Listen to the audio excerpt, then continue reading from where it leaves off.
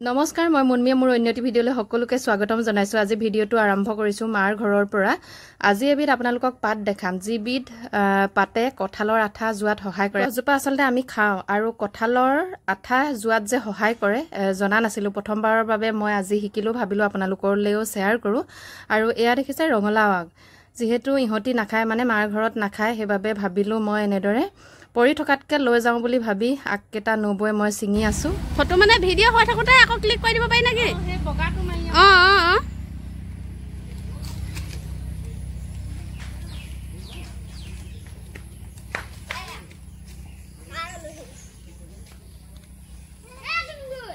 নাহিবা শুন নাহিবা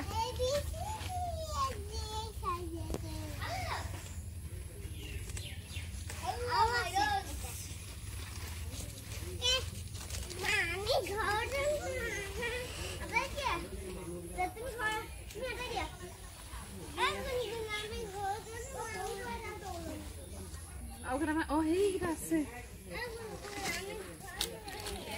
এগিটা বুকা বুকা বুকা লাগিছে আও আছে হেই গই তিন লাগে নাকি নাই লবা এফালে আছে এই দাদা বৰ ধুনীয়া ধুনীয়া খালি আগিটা আও আছে হেইফালে লাগে হেতু পাই মানে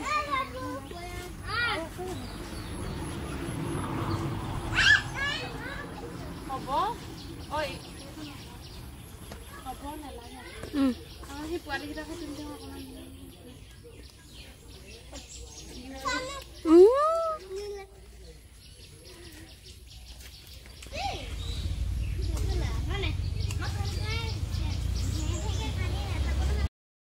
এগৰাকী আইমাত্ৰী এনেদৰে দেখিছে এইয়া ফোনত কথা পাতি আছে সৰু পিতেকৰ লগত দেই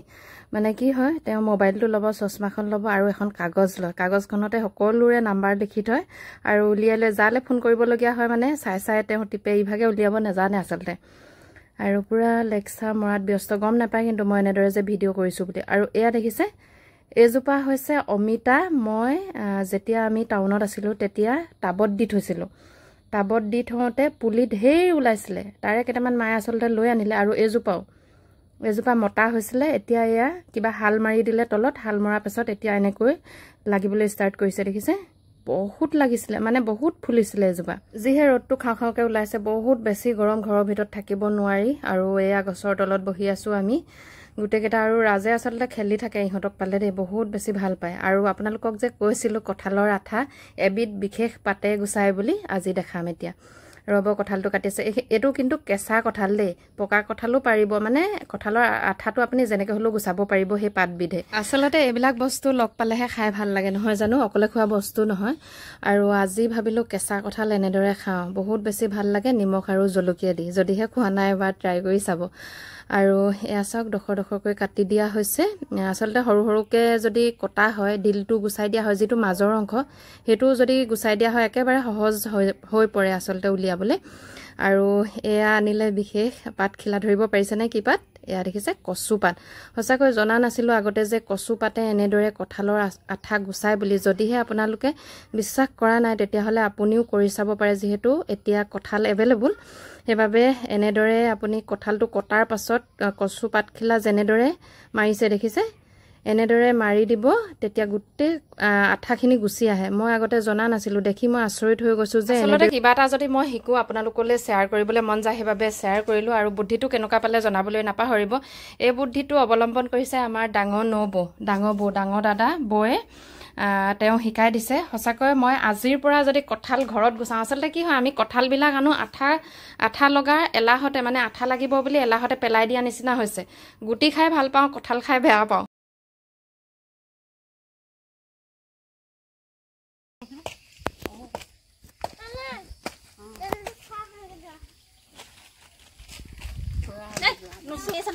লগে ভাগে খোৱা মজাই বেলেগ এয়া চাওক পিচ পিচকে কাটি দিয়া হৈছে আৰু ধুনীয়াকে উলিয়াই লওঁ আৰু এয়া মই একেবাৰে হেকত আপোনালোকক দেখাম কিমান ধুনীয়া হৈ পৰে ধুনীয়া মানে কি আঠাটো একেবাৰে নাথাকে একেবাৰে গুছি যায় এয়া একেবাৰে লাষ্টৰ সময়খিনিত আপোনালোকক ধুনীয়াকৈ দেখাই দিছো দেখিছে কৰবাত আঠা ওলোৱা দেখিছেনে এয়া কচু পাতেৰে যে এনেকৈও আঠা উলিয়াব পাৰি, আঠা এৰুৱাব পাৰি ভবা নাছিলোঁ। একেবাৰে সাধাৰণ পাতখিলা আৰু অসাধাৰণ কাম কৰিছে দেখিছে কচু পাত। আৰু চাওক এইফালে খুব ধুনীয়াকৈ এফুটা ফুটাকৈ উলিয়াই লৈছোঁ। লগতে ল'ম জলকীয়া আৰু নিমখ, একদম ইম্পৰ্টেণ্ট। আৰু মই হাতখন দেখাই দিছোঁ দেখিছে। মই যিহেতু উলিয়াইছিলোঁ আপোনালোকক হাতখন ধোৱাও নাই, একো কৰা নাই দেই, অকল কঁঠাল কিফুটা উলিয়াইছিলোঁ। অকল মই নহয়, সকলোৱে উলিয়াইছিলে, কিন্তু মোৰ হাতখন আপোনালোকক দেখাই দিছোঁ, মানে ৰিভিউটো দি দিছোঁ। আৰু এয়া চাওক অকণমান নিমখ আৰু জলকীয়া ভাঙি ভাঙি যদি কঁঠালৰ লগত খোৱা হয় সোৱাদেই মজা। যদি খোৱা নাই এবাৰ খাব। আৰু মোৰ ভিডিঅ'টো ইমানেই আছিলে, নজনা কিবা এটা শিকাবলৈ প্ৰতিটো ভিডিঅ'তে চেষ্টা কৰোঁ। যদিহে মোৰ এই ভিডিঅ'টো ভাল লাগিলে তেতিয়াহ'লে প্লিজ শ্বেয়াৰ কৰি দিব। আজিলৈ আহিছোঁ, বাই বাই।